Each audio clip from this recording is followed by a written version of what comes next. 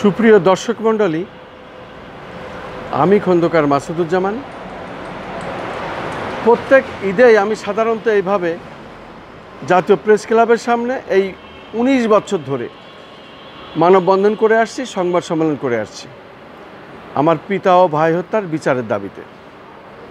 পাশাপাশি আমাদের ৩টে ব্যবসা প্রতিষ্ঠান এবং ফলজ কাঠের গাছ, বাড়িঘরদোর, স্বর্ণালংকার, নগদ অর্থ লুটপাট করা হয়েছে।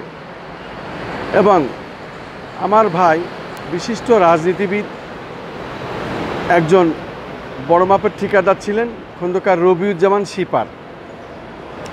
ইনি ফেনীতে জয়নাল হাজারে জীবিত থাকা অবস্থায় একটি রাস্তার কাজ পেয়েছিলেন, কাজটি সুসম্পন্ন করেছিলেন।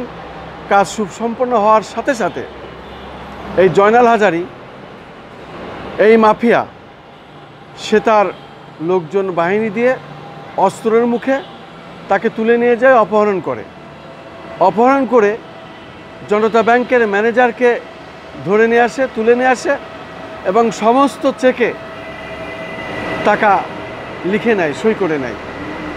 এই হলো আওয়ামী লীগ সরকারের আমলের যে মাফিয়া, তাদের কথা আমি বলছি।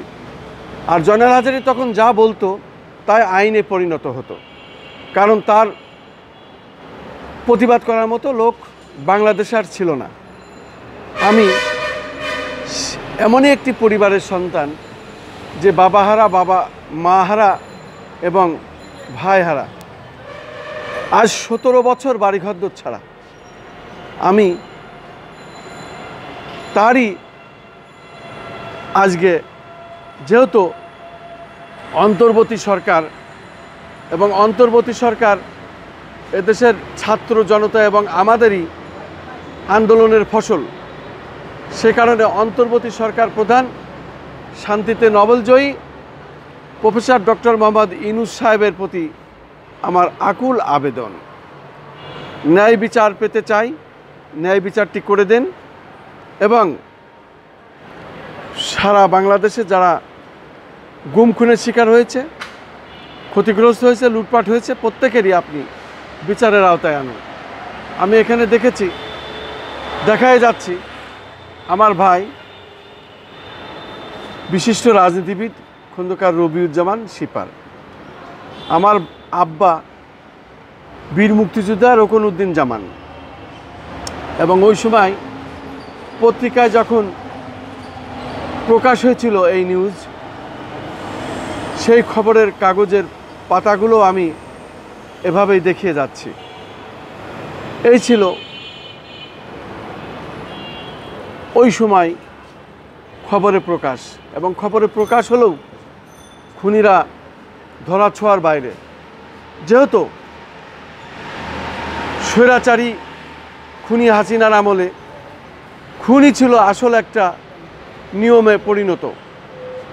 ওই সময় কোনো বিচার হতো না, বিচারের বাণী তখন নীরবে নিবৃত্তে কাঁপত। আমরা তখন থেকে এই প্রতিবাদ করে এসেছি, কিন্তু এর বিচার আমরা আজও পাইনি। আমরা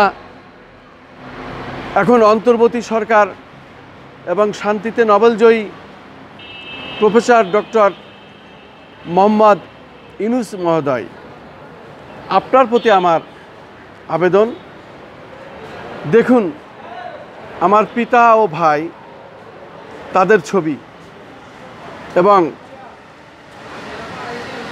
তাদের এই হত্যার ন্যায় বিচারের প্রত্যাশায় আমি আজও জাতীয় প্রেস ক্লাবের সামনে এসেছি, ব্যানারটা নিয়েছি, মানববন্ধন, সংবাদ সম্মেলন করে যাচ্ছি। আজকে পবিত্র ঈদুল ফিতরের পরের দিন আমি জাতীয় প্রেস ক্লাবের সামনে দাঁড়িয়েছি। পাশাপাশি আমি দেখতে পাচ্ছি জাতীয় প্রেস ক্লাবের সামনে এখন মানুষ খুব একটা নাই। তার কারণ হচ্ছে ঈদের পরের দিন গাড়ি ঘোড়াও একটু কম চলছে, মানুষও কম। আমি আমার প্রতিবাদ আমি যতটুকুন পারি রাষ্ট্রের কাছে, যথাযথ কর্তৃপক্ষের কাছে আমি জানানোর জন্য এই 19টি বছর ধরে চেষ্টা করছি। আমি চেষ্টা করে যাচ্ছি এভাবেই, যাতে এই ন্যায় বিচারটি আমরা পাই। আমার পিতা ও ভাই হত্যা এবং সেই সাথে আমার পরিবারের যেসব ক্ষতি হয়েছে, লুটপাট হয়েছে, স্বর্ণালঙ্কার, নগদ অর্থ, ফলজ কাঠের গাছ ও 3টি ব্যবসা প্রতিষ্ঠান ভেঙে দিয়েছে। সবই ছিল আওয়ামী লীগ সরকারের নীল নকশা।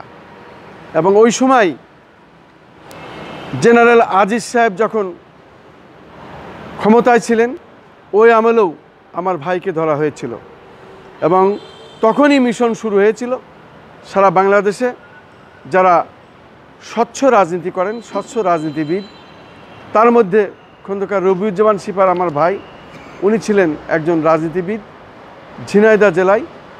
উনি সাংগঠনিক সম্পাদক ছিলেন বাংলাদেশ জাতীয়তাবাদী দল বিএনপি। এবং জিয়াউর রহমানের আমলে উনি বেঁচে থাকাকালীন শহীদ রাষ্ট্রপতি জিয়াউর রহমান যখন প্রথম জাগদল সৃষ্টি করেন, তখন থেকে এই খন্দকার রবিউজ্জামান সিপার জাগদল থেকে বিএনপির রাজনীতি করেন। তার হাত ধরেই আমরা রাজনীতিতে আসি। আমাদের কেন্দ্রীয় নেতা ছিলেন সাবেক মন্ত্রী মেজর জেনারেল মজিদুল হক, এবং ওনার হাত ধরেই আমরা বিএনপির রাজনীতিতে আসি। এই আন্দোলন সংগ্রামে সকল সময় আমরা এভাবেই ছিলাম, যে কারণেই আওয়ামী লীগ সরকার আওয়ামীপন্থী সরাসরি শেখ হাসিনার নির্দেশে সারা দেশে গুম, খুন, হত্যাযজ্ঞ চলে, লুটপাট চলে। সেই পরিবারের মধ্যে আমরা একজন। আমি অন্তর্বর্তী সরকার প্রধানের কাছে আমার দাবি যে, মাননীয় প্রধান উপদেষ্টা মহোদয়, আপনি আমাদের দিকে দৃষ্টি দেন এবং সারা বাংলাদেশে যেসব মানুষ ক্ষতিগ্রস্ত হয়েছে তাদের প্রতি আপনি দৃষ্টি রাখুন। কারণ আমরা চাই আপনি ন্যায় বিচার করুন। যেহেতু শান্তিতে নোবেলজয়ী, আপনি শান্তি নোবেলজয়ী মানে বাংলাদেশের জন্য একটা বিশাল গৌরব এবং অহংকার, যা সারা বিশ্বের মানুষ আপনাকে চেনেন, জানেন, স্যালুট করে, সম্মান করে, এবং আমরাও আপনাকে স্যালুট করি, সম্মান করি। এবং ঈদ মুবারক।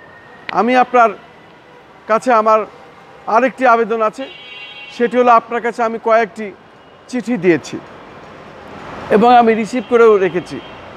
আমি চাই বাংলাদেশে অত্যাধুনিক একটি হাসপাতাল হোক, ক্যান্সার চিকিৎসা থেকে শুরু করে সমস্ত রোগের। যেহেতু আমি মৃত্যুপথের যাত্রী হয়েছিলাম, আমি মুগদা হাসপাতালে ভর্তি হয়েছিলাম, 16 দিন ছিলাম আইসিইউতে। আমার বাঁচার কথা ছিল না, উপর আল্লাহ আমাকে বাঁচিয়েছেন মায়ের দুধের জোর এবং ডাক্তারদের সর্বোচ্চ চেষ্টায় আমি বেঁচেছিলাম, বেঁচে এসেছি, ফিরে এসেছি। আমি দেখেছি তখন ক্যান্সার রোগীদের কি কষ্ট। আমার রুমে আমি দেখেছি, বেডে দেখেছি, আমি যে রুমে থাকতাম সেখানে ক্যান্সার রোগী ছিল, তাদের মৃত্যু কত কঠিন। ডাক্তাররা চেষ্টা করেও শেষ পর্যন্ত তাদের বাঁচাতে পারে নাই। প্রত্যেক দিন 2 জন, 3 জন, 4 জন এরকম মারা যাচ্ছে। এরকম দেখেছি। তখন থেকে আমি চিন্তা করেছি, আমার মাও ক্যান্সারে আক্রান্ত হয়ে মারা গেছেন এবং যখন বাবা ভাই হত্যা হয়েছে সেই শোকে হয়তো আরও কিছুদিন আমার মা বেঁচে থাকতেন, আল্লাহ তাকে জান্নাত নসিব করুন। আমি তখন থেকেই ভেবেছিলাম যে আমি একটি ক্যান্সার হাসপাতাল করতে চাই, এ দেশের মানুষের জন্য, দেশের কল্যাণে, জাতির কল্যাণে, জনগণের কল্যাণে। আর ক্যান্সার হাসপাতাল তো এই কারণেই করতে চাই, কারণ মহিলারা মায়ের জাতি, তাদের বেশিরভাগ দেখা যায় ব্রেস্ট ক্যান্সার এবং জরায়ু ক্যান্সার। সেই সাথে তো পুরুষদের ক্যান্সার আছেই, বিভিন্ন ধরনের ক্যান্সার। প্রত্যেক মানুষের, নারী, শিশু, সব বয়সের মানুষেরই ক্যান্সার হয়। অতএব এই মরণ ব্যাধি থেকে বাঁচতে হলে আমাদের সীমিত খরচে চিকিৎসা করতে হবে। এবং আমি মনে মনে এটাই ভেবেছি, এই হাসপাতালটা করতে পারলে এবং আপনার কাছে আর্থিক অনুদান পেলে, এই হাসপাতাল করার অনুমতি পেলে, এটা যদি রাজধানী ঢাকায় করেন, যেহেতু সরকারি অনেক জায়গা আছে, আমাদের প্রতি সদয় হলে আমরা এটা, যদি আপনি আমাদের আর্থিক অনুদান দেন এবং আমাদের সাথে যারা আছেন এই সমাজের, এই দেশের প্রত্যেকে এটা সাপোর্ট করছেন, সহযোগিতা করছেন, এবং তারা এখানে আমাদের পিছনে তারা সাহায্য, সহানুভূতি, বিবেক বুদ্ধি দিচ্ছেন যে এটা ভালো কাজ করতে হবে। তাই আমি বলতে চাই, যখনই এই হাসপাতালটি হবে এদেশের গরিব দুঃখী মানুষদের ফ্রি চিকিৎসার ব্যবস্থা করা হবে এবং যারা একটু ধনী তাদেরকেও সীমিত পরিসরে আমরা অল্প খরচেই এই আন্তর্জাতিক মাপের চিকিৎসা আমরা এদেশে দিতে চাই। তার কারণ আমরা বাইরের দেশে আর যেতে চাই না। বাইরের দেশের মানুষেরাই তখন এই দেশের এই বড় হাসপাতাল, আধুনিক হাসপাতাল হলে সেখানে চিকিৎসার জন্য আসবে। তখন আমাদের দেশের যারা ডাক্তার, যারা বড় বড় এই ধরনের পিএইচডি নিয়ে এসেছেন, তাদের সুনাম তখন বিশ্বব্যাপী ছড়ে পড়বে। তখন বাইরের দেশের মানুষ এখানে চিকিৎসা নিতে আসবে। আমি সে কারণেই অন্তর্বর্তী সরকার প্রধান শান্তিতে নভেলজয়ী প্রধান উপদেষ্টা প্রফেসর ডক্টর ইউনূস মহোদয় সাহেব, আপনার কাছে আমার আকুল আবেদন, এই সবগুলো বিষয়ই আপনি দেখবেন। যেহেতু এই আন্দোলন সংগ্রামে জুলাই আগস্টে যা হয়েছিল, সেই আন্দোলন সংগ্রামে প্রত্যেকটির সাথে আমরা আমাদের পরিবার সকলেই অংশগ্রহণ করেছিলাম। যেহেতু আমি পেশায় সাংবাদিক, 11টি ইউটিউব চ্যানেল, 2টা অনলাইন পোর্টাল, পেশাগত দায়িত্বের কারণেই আরও থাকতে হয়েছিল।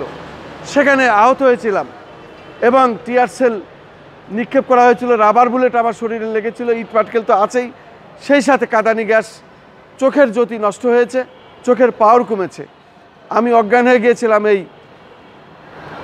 বাংলাদেশ সচিবালয়ের পাশে প্রেস ক্লাবের কর্নারে, তখন মিছিলের ছবি তুলছিলাম। তারপরও মানুষজন ধরে আমাকে তারা সুস্থ করে, পরবর্তীতে আমি আবার সুস্থ হয়ে কাজে চলে আসি। কাজের বাইরে আমরা ছিলাম না। অতএব এই আন্দোলন, এই সংগ্রামের ফসল আপনি, আমরাই আপনাকে ক্ষমতায় এনেছি, ক্ষমতায় বসিয়েছি।